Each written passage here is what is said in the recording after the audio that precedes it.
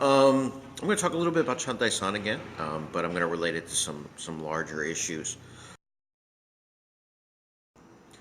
Well, I was introduced to him by the late Stephen Lorette. Stephen Lorette is probably most known from his affiliation to Julin and the Praying Mantis School, but I met him doing Shui Jiao at Jing Xingping School, and he was a big guy. So what happened was I was doing Shui Jiao, and I said, if I could throw that guy, I'll be able to do Shui Jiao. So I grabbed him, and actually became pretty good friends for a good period of time. And so he introduced me and Stephen Ventura to Chante San. Stephen Ventura and I were running a school on Lispenard Street. It's a small street in Chinatown in New York City. Um, we had students, and I tell people the irony of the fact is that when I first heard about Chante San, I thought, well, you know, the Hangul we did only had really the four pillar forms. We did a version of Lao Ga. We did not have a lot of forms. And I thought, well, I'll learn some pretty or cool forms, oh, the irony. For a variety of different reasons, Lorette and I wrote an article in 1988, but I don't think it was published until 89. The magazines used to have that kind of gap. You'd send them something and they would get it and they approve it, but it wouldn't show up until later.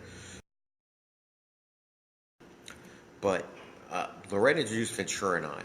Um, Everyone else after that point was at one point a student in the public classes that I was running. So in some sense, we're actually um, students of mine. This is one of the problems that we have is that it's an attrition game, and it's always been an attrition game.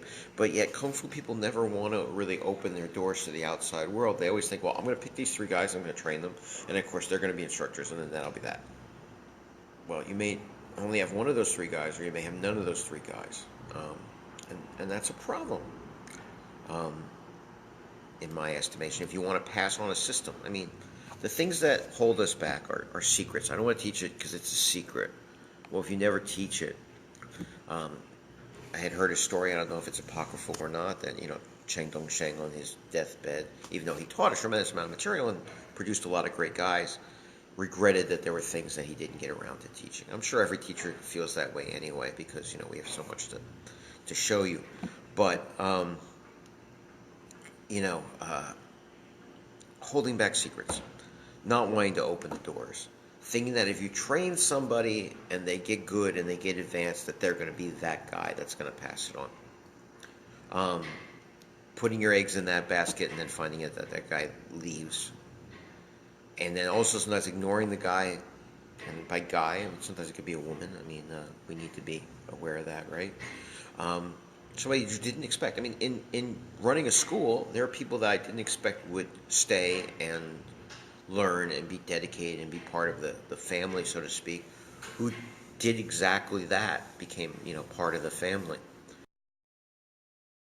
The more people you bring through your door, this is my opinion, the more people you bring through the door, the person that maybe you never expected may be the person that ends up teaching your system. The more that you open up what you're doing and share it with people, the more it's going to progress and do something positive.